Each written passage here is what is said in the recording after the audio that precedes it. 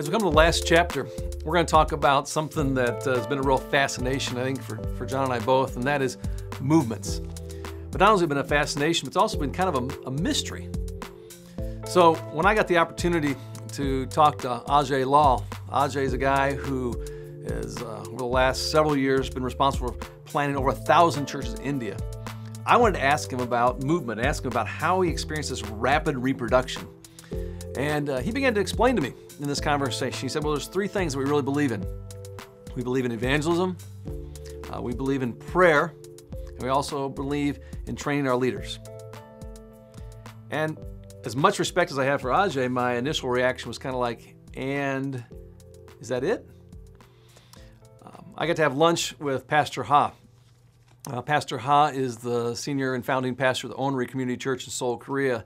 I got to speak at a leadership conference there. And so when I had this chance to kind of hang out with him and spend some time with him, I wanted to make sure I asked him about movements and rapid reproduction, because he's experienced a lot of that. 60,000 people in his church, over 1,000 missionaries around the world, a whole church planting network. And so I asked him, how do you explain this rapid reproduction, this movement you've experienced? And he said, well, we really believe in early morning prayer, as Korean churches do. We also believe in evangelism, and we also believe in making it a priority that we equip our leaders.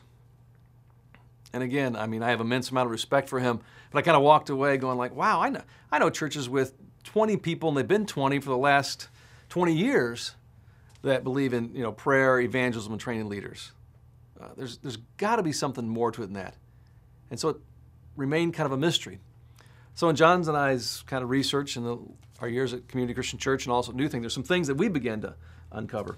Yeah, I think what we've uncovered in part is due to some of the conversations that Dave's had with Pastor Ha, Ajay, and others, as well as some research that we've done and others have done. And we found that really there's three things that we think it takes to really lead a movement like Dave's talking about here. And the first thing is a vivid vision. Our vision at New Thing, and you'll read about it in this book, even in this chapter, is to be a catalyst for a movement of reproducing churches. And that's what makes our heart beat fast. We want to see as many people as possible find their way back to God. And that is our vision. And as we reproduce leaders and teams and small groups and sites and churches and networks and even movements. The second thing we think it's going to require also is simple systems. Simple systems. It's going to require a simple way to follow Jesus, and you'll read about that in the chapter, and we talk about the 3 C's of celebrate, connect, and contribute. It's going to require a simple way to develop leaders, and we have a leadership path that we unfold in this book that we think is simple but very helpful. You'll also require a simple way to train apprentices, and we've got a real easy sort of path that anybody could follow when they're working with an apprentice in a small group, a missional team, even to be an apprentice campus pastor or an arts director. A vivid vision, simple systems, and then the last one is rapid reproduction.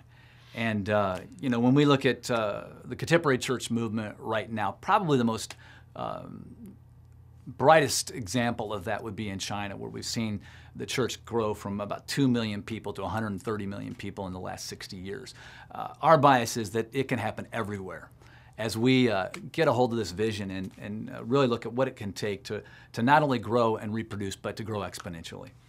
And as John and I have discussed this, even with the understanding of those three components, it's still kind of a mystery.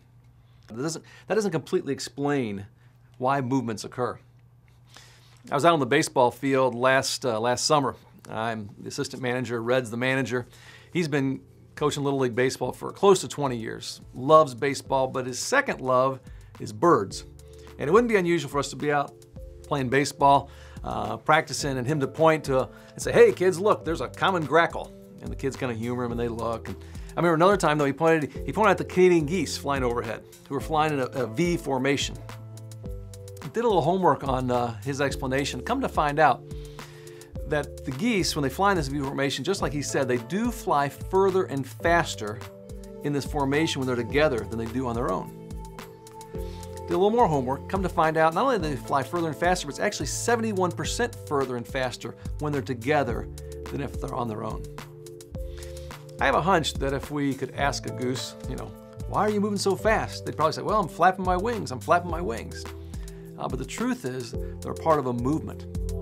And there's something that happens, I think was true for Pastor Ha, in Korea, now around the world, and I think for Asia in India and now across that continent, that the reason they were able to reproduce so rapidly, okay, with what seems to be very little resistance and dramatically increase in influence, is that they were a part of a movement. And there's something really profoundly kind of spiritual, I think, when a church begins to move, that God really allows you to move quicker and faster than you ever could before. And for John and I, our hope in this book, from chapter 1 through chapter 13, is for you and your friends to come together to both start and to spread a missional church movement.